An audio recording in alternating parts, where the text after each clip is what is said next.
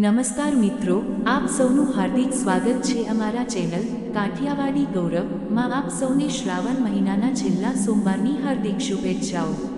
આજે આપણે ભગવાન ભોલેનાથની એક સુંદર અને અર્થસભર કહાની સાંભળવા જઈ રહ્યા છીએ। એક ગામમાં એક ગરીબ બ્રાહ્મણ પોતાની પત્ની અને પુત્ર સોનું સાથે રહેતો હતો। બ્રાહ્મણ જે ભિક્ષા મેળવતો તેના આધારે તે પોતાનું ઘર ચલાવતો।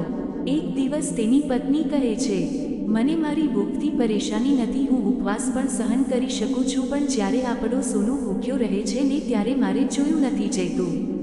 બ્રાહ્મણ બોલે, તું સાચું બોલે છે, હું તારી લાગણીઓને સમજું છું, પણ હું મારું ભાગ્ય નથી બદલી શકતો। લાગે છે કે આપણા નસીબમાં ગરીબી જ લખાઈ છે। પત્ની કહે છે, સાથે બેઠા રહીને ભાગ્ય પર વિશ્વાસ કરવો મૂર્ખાઈ છે। મહેનત કરવાથી પણ ભાગ્ય બદલાય છે। તમને શહેર જઈને કંઈક કામ કરવું જોઈએ, શાયદ મહાદેવની કૃપાથી આપણું નસીબ બદલાઈ જાય।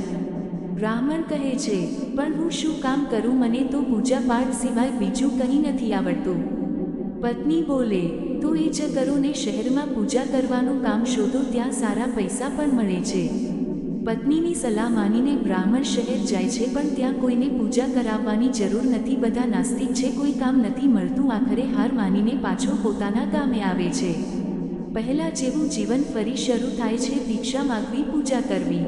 એક દિવસ જ્યારે બ્રાહ્મણ ભિક્ષા માગી રહ્યો હતો ત્યારે ત્યાંથી ભગવાન શિવ અને માતા પાર્વતી પસાર થાય છે। પાર્વતીજી કહે છે, પ્રભુ જુઓ ને, આ બ્રાહ્મણ કેટલો ગરીબ છે, આ તમારા ભક્ત છે, એમના દુઃખને દૂર કરો।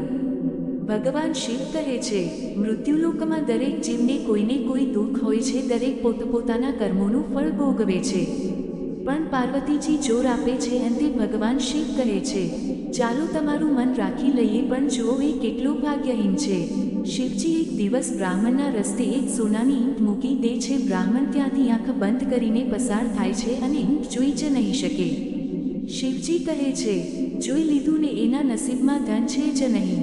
પાર્વતીજી હજી પણ મનમાં રાખે છે। એ કહે છે, પ્રભુ એના પરિવારમાં તો 3 લોકો છે, તમે દરેકને એક એક વરદાન આપો। શિવજી તૈયાર થાય છે। અચાનક એક દિવસ ભગવાન શિવ બ્રાહ્મણના ઘરમાં પ્રગટ થાય છે અને કહે છે, તમને 3 જણને એક એક વરદાન આપું છું। પહેલા પત્ની બોલે છે, મને દુનિયાની સૌથી સુંદર અને સદા યુવાન સ્ત્રી બનાવો। તથાસ્તુ। અને તરત જ એક જમીનદારનો પુત્ર તેને જોઈને અપહરણ કરી જાય છે।